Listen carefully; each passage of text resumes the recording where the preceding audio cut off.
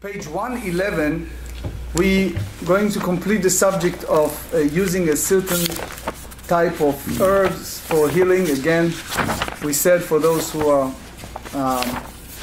first time, it's a long discussion over the past 2 pages in the Talmud in regard to different healing, different medicine for healing. And here we just complete this subject, and in the page we go also to Hilchot Shabbat, when and where and how a person allowed to use certain type of medicinal or some type of supplement or medicine on Shabbat, when and where and how. So first we're at the top of page 111. ואמר רבי חייא בר אבא, אמר רבי יוחנן, הכל מודים במחמץ אחר מחמץ שהוא חייב.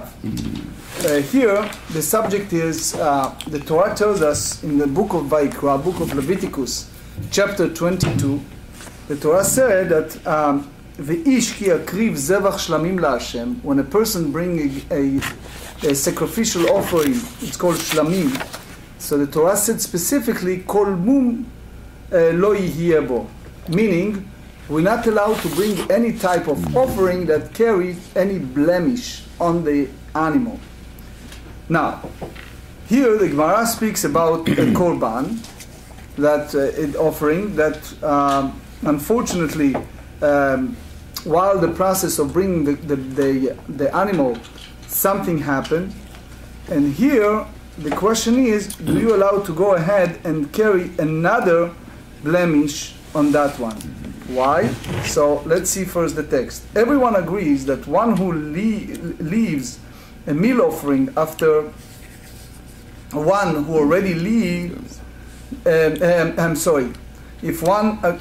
agrees that one who leavened a meal offering. I'm reading from the translation. So here, one of the things that they do in the Korban Mincha, it was a time that it was a mechametz, that it turned to be they changed the status of that korban, because if it's a chamutz, if it's carry how you say it, Yosef, vinegar, when it's chamutz, it's anything acid, right? Acidic. Yes. So it's already they said that that person deserves malkot, because he basically take a korban and he changed the status. He made it unfeedable for offering. Unfit. So they said here, as it stated, it shall not bake leaven. שנאמר לו תאפה חמץ, לא תעשה חמץ. So the question is, why did Torah needs to repeat 2 times in regard to leaven? One, it should not make a leaven, and one, it should not bake as a leaven. So the sages interpreted this, it means that one is liable for every act of leavening performed on the Beit HaMikdash offering. So even you have here some situation that is one person does something, and then the other one, and the other one, each of them is liable. So the Rambam said in the Hilchot Maaseh HaKorbanot, chapter 12, the Rambam said that because the Torah used a different language, one time the Torah said you should not lo te'aseh chametz, and one time the Torah said lo te'afeh chametz, you should not bake it in a leaven way. So each of them, each of action, it's a different liability, it's different punishment. So even that you may say, look, what did I do? I was just the second or the third in line. It's already someone else did it earlier. So the Torah said that each of them, that's the big chidush that we learn, that each of them, it's a separate. So if you have even 3 people in that sense that did it 11, and the second or the third may said, what did I do wrong? In that sense, in this halakha, each of them is liable. So because, and derived them from the idea that the Torah never repeats a line for more than needed. And since it repeated more than once, that's the idea. The punishment is a light punishment. It's only malkot in the Torah sense, but it's still a punishment. So they said, במסרס אחר מסרס, שהוא חייב שנאמר הוא מחוך ורטוט ונתוק וכרות. So we discussed yesterday in the Daf a situation that someone castrated someone else. We talk about human and we talk about animals. And for those who just attend today's class, I just would like to share with you some background. First and foremost, the famous Rashi, the story of Noah and his sons. One of the interpretations of Noah wake up after he was drunk, the Torah said that he cursed his son. And Rashi said there the reason that he cursed his son because he realized that his son did what? Castrated him. Castrated him. So the Midrash tells us the reason that he did it, it's because it was some type of fear that if Noah will be procreative and have more children, then it will be the Yerusha, the inheritance will be divided to more people. It's a lot of rabbinic interpretation why he did it. But when Noah woke up after he was in a state of he was drunk, he cursed. The Torah said that he cursed his son. So we derive from that that there are several types of castration. That's what we said yesterday. One, it's called kos shel ikarim, which is you're giving some type of herb drinking. Again, we do not know clearly the formula, but in the past several pages we said that there are a lot of ancient Talmudic formula that was practiced in those days, and we're not supposed or not allow or not know clearly how to practice all those medicine, but it was some type of herb that was given to people, and by drinking it, in one hand it may heal the person, on the other hand it may cause him to lose his ability, which is some type of indirect castration. We also discussed in conjunction to Hilchot Shabbat that when it comes to animals, and there are two types. One is a physical, go ahead and do something, versus give them something, injected them or give them to the mouth, and as a result they losing their ability. They do that to this very day, unfortunately or fortunately, depending on how you look at the subject, relatively often. So back to our subject, the Torah tells us that any one who serves in Beit HaMikdash has to be without any type of blemish. So if a person carries, the Torah used the word uma'uch vechatut venatuk vekarut, which is Leviticus 22. The Torah said those who has testicle are bruised or crushed or torn or cut, the Torah said shall not be offered to the Lord, and you shall not do this in the land. So presumably the GEMARA said im al karut chayav natuk lo kol shekeh.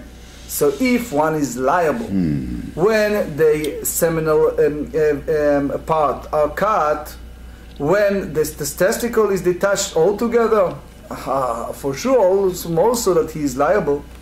Ela lehavi notek achar koret shu chayav. So the reason that the Torah put it in a separate line, it's because this come to include that one who detached after one who cut is liable. So the whole idea is that the liability is because a person is sterilizing one, it's already castrated. And we said yesterday that one of the examples they did in the ancient time when the rooster, they took away his calm, it's basically caused him indirectly to be castrated. And ve'ela bezaken. So the GEMARA offered a different approach, and they said that that's permitted to use that remedy that caused sterility when it's applied to an elderly person that was no longer capable of procreating. So in a way it's like, just to understand, it's like using antibiotic medicine. So when one using that type of medicine, it may heal him for certain sicknesses. On the other hand, it may kill a good bacteria in his body. So in that sense, we say that when you're giving that to a person, if it's already past that age of procreation, that's a different approach. So they ask, Veha Amar Rabbi Yochanan. Rabbi Yochanan tells us in the Tractate Gittin, page 70, Hen hechzirudni lena'aruti. Rabbi Yochanan said in regards to some type of remedies that restore procreative ability, So he said, this, talk about that specific medicine that were restored me to my youth. So it means that even an elderly man can procreate with a proper remedy. I just finished reading a book in the Shoah, in the Holocaust, from, it's in Hebrew, from a fellow named Faivelovich. So he wrote how people who lost their entire family and left the camp at the old age, and they remarried and went through a certain treatment, they are able, even the very old age, to have children. So men, in that sense, are different than women, as you know. Ela be'isha. So now we're bringing the famous GEMARA in Yevamot 65 that said that this law of castration apply only to male and not for female, which means the remedy for this type of situation, we call it kos shel akarim, apply to women who is not commanded to reproduce. It's a common mistake that pruvu apply solely to a man, which means the prohibition of castration depend on the mitzvah, on the positive commandment of priya urviya, to have a procreation of children. So therefore, since women basically is exempt from that mitzvah, so she was not part of that warning in the Torah. That was the Maharsha said and the others of castration. Now, what? Yeah. So by this, these opinions, is vasectomy then banned in Judaism? Yes. So, but I'll elaborate on that. The Torah said in Bereshit, in the chapter 1, sentence 28, the Torah said that Hashem vayivra Elokim et Adam, that God created man, and then the Torah said, ויברך אותם אלוקים ויאמר עליהם פרו ורבו ומילאו את הארץ וכבשוה. He said that you should be procreative, fill up the land and conquer it. So Rashi brought several midrashim that said that vekivshua, it's written in the Hebrew like vechavsha, like in a singular way, because that mitzvah of conquering applied to male and not to female, which means the obligation to have the procreation of and fill up the land is upon men. And therefore, Rabbi Yochanan ben Broka damar al shnehem. Rabbi Yochanan ben Broka has a different school of thought, and he said that applies to the mitzvah. It's an incumbent on both of them, which means the man and the woman.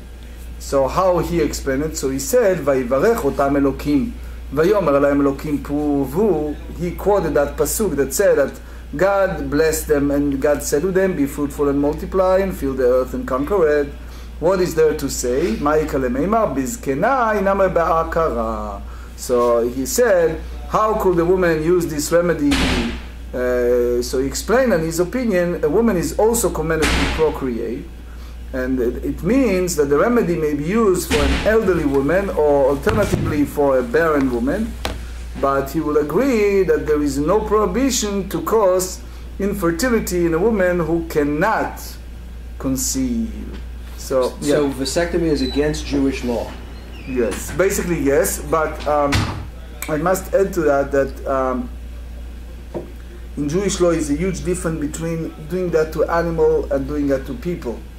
Animal is different approach. For example, you find a responsa from Rabbi Waldenberg, may rest in peace. He's a responsa called Tzitz Eliezer. He was the doctor of Shaarei Tzedek Hospital in Jerusalem, and he used to respond to Dr. Meir and other doctors in the questions like that. So one of the questions that he was asked was about vasectomy in a situation like that. So if you have, for example, I'll just give you an example that they're using. You have a wild animal that damage everyone, then Judaism has no issues. It's really depend on the case. In general, the Rambam brought in his Rebbiah in chapter 16, he said that there is a different, it's like 3 different categories when it's come to them. The Vilna Gaon hold that is a biblical prohibition. There are others who said it's derivative from the biblical prohibition is in a rabbinic. But it's clear that even passive, it's a difference between going ahead and doing it actively or passively, for such as drinking certain thought or injecting certain thing, is a subject of a very heavy discussion among the rabbis. Mishnah. Now we talk about refuah, about medicine in Shabbat. החושש בשיניו לא יגמה בהן את החומץ. If a person is concerned about the pain in his teeth, may not sip vinegar through them on Shabbat. Why? Because again we said that it's a medical purposes. So we explained many times that the whole issue is if it's a life-threatening situation, this is one school of thought. But if it's just a minor pain, such as the Rambam said, the Rambam was a MD in those years. So he said that in the healing of in those years, MD is not specialty, it's everything.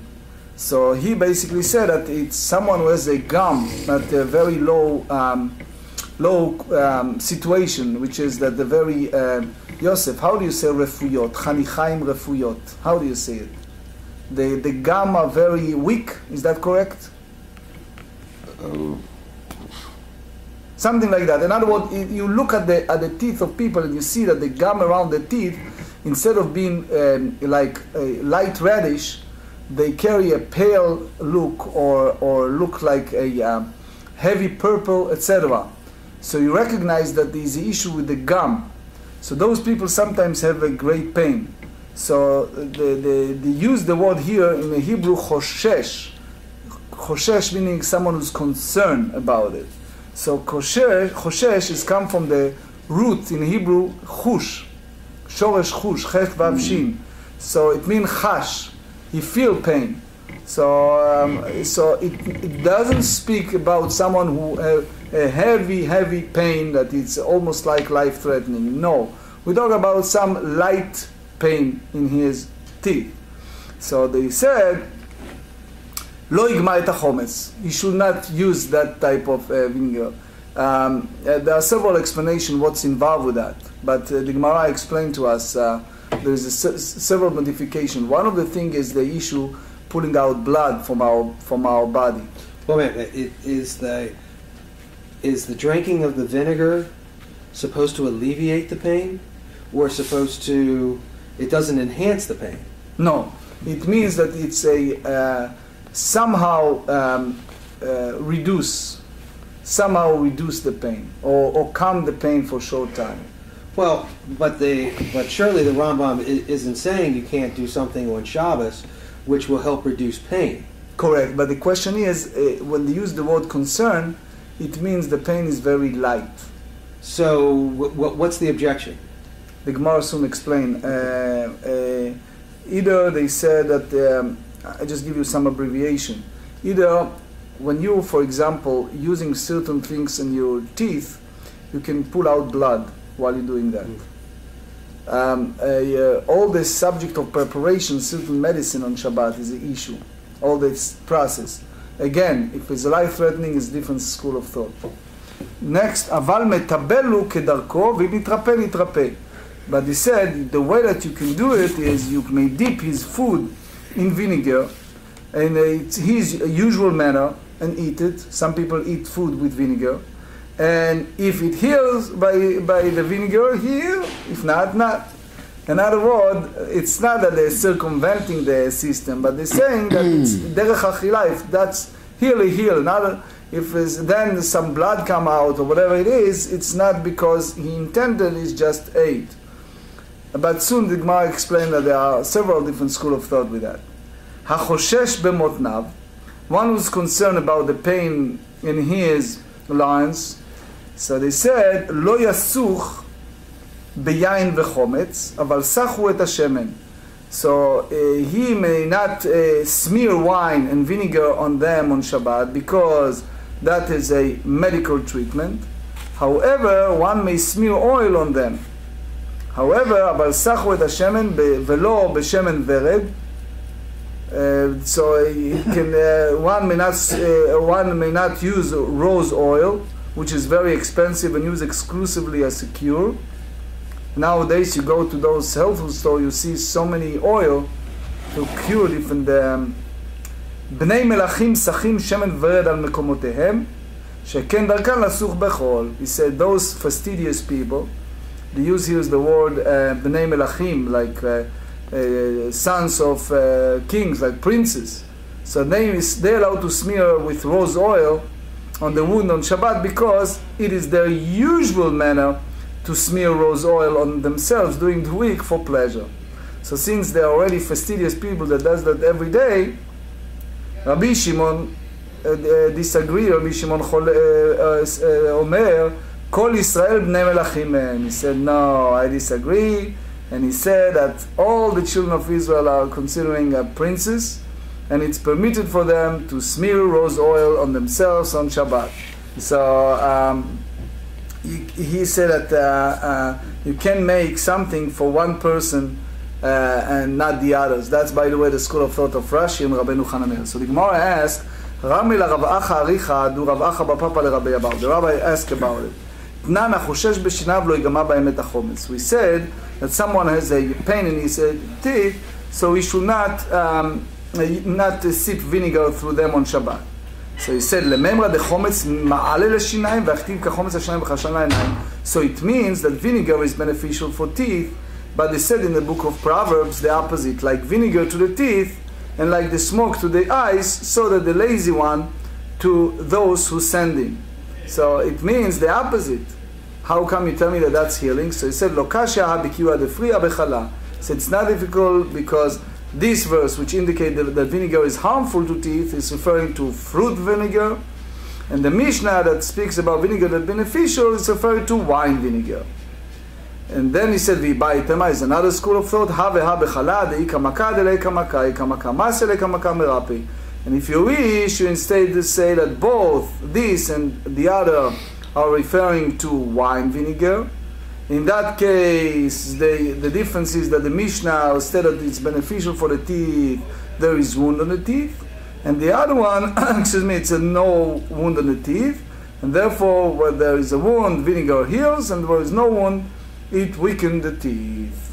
Then we continue by learning the next one is lo yigama b'emet hachometz. So we said in the Mishnah that one may not sip vinegar through his teeth on Shabbat. V'atanya lo yigama upolet aval megamea ubolea. So, but we learn in different braita that say that one may not sip and spit it out, but one may sip and swallow it if he can. Amar Abaye kitnan amimatid megama upolet nan. Abaye said, what we learn in this ruling in the Mishnah, we learn with regard to the case of one who sip and spit it out. He said, even you said that one who sip and swallow, one is speak about before dipping and one is the after dipping. So when it's clear that one is doing so for medical purposes. And maybe you say that since before dipping it, sipping it permitted, and after dipping it, sipping it's also permitted. So we learn that Rabbi accepted these principles since. Rabbi said that there is nothing that is permitted on Shabbat and prohibited on Yom Kippur. So this principle is the principle is that since it's permitted on Shabbat, it's also permitted on Yom Kippur. So even you say that something that permitted on Shabbat is not necessarily connected, so Rabbi permits to do it's a principle that it sins, because he apply equally to whoever decree possible, making distinction between for particular cases. So here too, it should be permitted to sip vinegar after dipping food. Hadar berabba mehach. So they said Rabbi retracted that statement that prohibited sipping vinegar. So now we crash what exactly he retracted. So so now we go to the subject of those who are obligated to immerse themselves. So he said both on the 905 Yom Kippurim, it means that those people who need to immerse themselves, so they are a certain time that they need to immerse themselves. They don't need to wait at the end of the fast day, but whenever they have to, they can go and do it, even in those days that it's basically days of fasting. So he said, "Choshesh b'motnav." We learn in the Mishnah, one is concerned that about the pain in his lion, may not smear rose oil on them on Shabbat, and Rabbi Shimon permitted. So Amar Abba Abda Razav Amarava Lachak Rabbi Shimon. So he said that's halacha is according to Rabbi Shimon, who is lenient and allow it. So he said, "Remember the Rav Rabbi Shimon Zvirale." So may you say that Rav, the one who's the posek, the one who's making the rule, you hold according to the opinion of Rabbi Shimon. Amar Rav Shimi Bar Chia Mishmei de Rav, Hai Mesochraya de Ziata. He said that regard to this cloth stopper inserted into the spout of a barrel. We just turned the page 111b. Asur lehadokei biyom hatava. He said that it's permitted to insert it tightly on a festival because it's the prohibition of either you say of reining, or which means that it's basically do a schita. He squeezed that liquid on Shabbat, and either there are those who say that it's libun, it's like cleaning, and or they say that it's like dash, but it's clear that it's one of those melachot that forbidden on Shabbat. Tosfot have a lot to say, but here explained behahi afilu Rabbi Shimon modeh de'abai v'rava de'am travay modeh Rabbi Shimon psik reisha v'lo yamut. So they all agree that the concept of psik reisha, for those who are not familiar.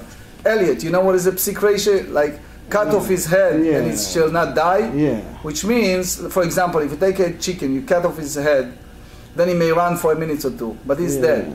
So it means that when you do something that eventually... Yeah, we're coming to the malacha. Malacha is, that's it. That's, so the category refers to a situation when...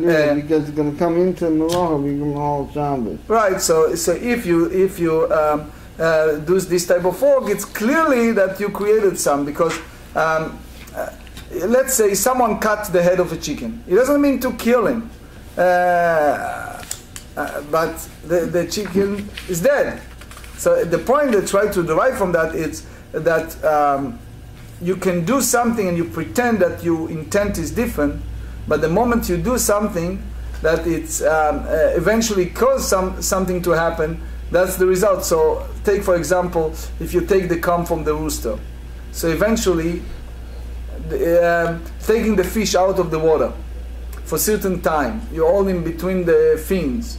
So then you put him back in the water, he must probably die. It's maybe a matter of several minutes, but he dies, so even he's still breathing, he's on the way. So they said, "Be'ahu afilu Rabbi Shimon matir, afilu Rabbi Shimon modeh, abai modeh Rabbi Shimon psik reishma." Amar Rabbi Chia bar Hashem, Rabbi Alchak Rabbi Yehuda, the Alchak Rabbi Yehuda hold that if someone davar shelo mitkaven, if someone not intend to, and the outcome, the consequence is different than his intent, as far as the Shabbat, not the law of damage. The law of damage, you go by the result, by the outcome. Meaning, if you throw a stone from a roof and someone get killed, and you just clean the roof, you don't intend to kill the person, you go by the consequence. When it's come to Shabbat, it's different. In Shabbat, we go by the melechet machshevet, the way that the person thinking. So if the intent. So the intent was in one way, that's the way we go. So therefore... So just to be clear, Rabbi, just so that your audience understand, when you're talking about the rule of liabilities and torts, you're talking about the result. When you're talking about the liability in terms of Shabbos and violation of the law there, you're talking about intent. Excellent. Thank you. ורב חנן ברמי אמר שמואל הלכה כרבי שמעון, ורב יחיא בר אבין מתנה בלא גברי. רב אמר הלכה כרבי יהודה ושמואל הלכה כרבי שמעון. So you see here a disputation, how we go, some go by the leniency, some not. מה הלכה כרבי שמעון ולאו מטעמי. So now we want to clarify what exactly involved.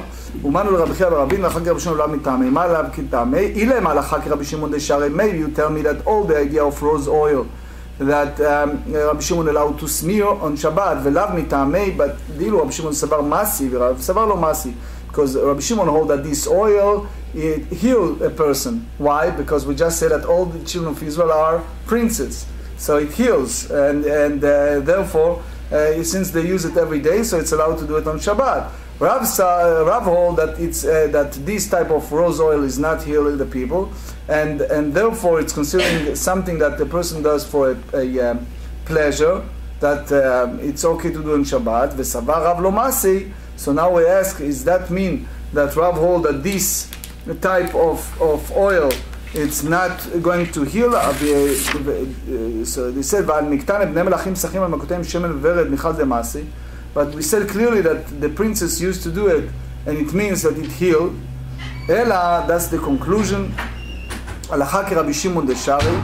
We go by Rabbi Shimon that allow it to use an rose oil to smear on the wound, open wound on Shabbat.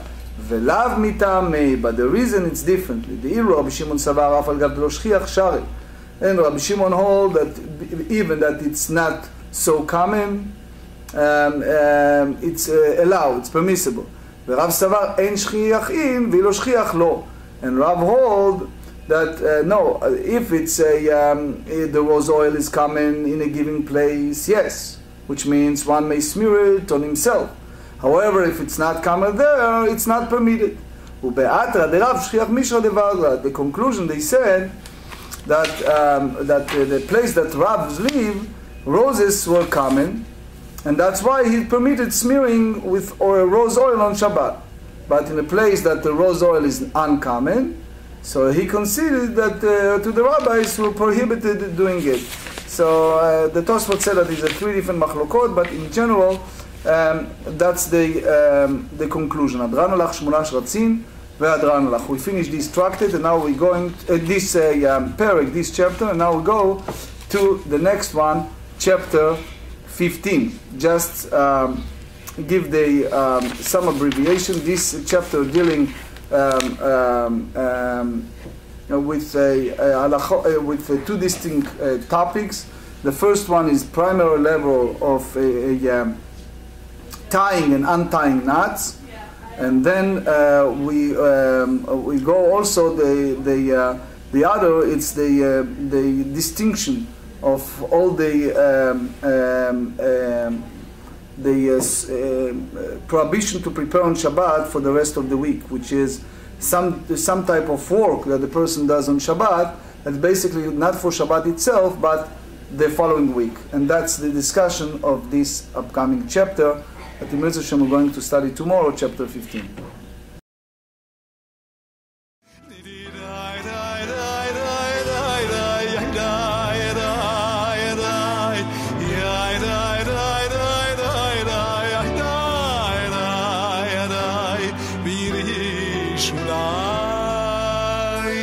Kare tu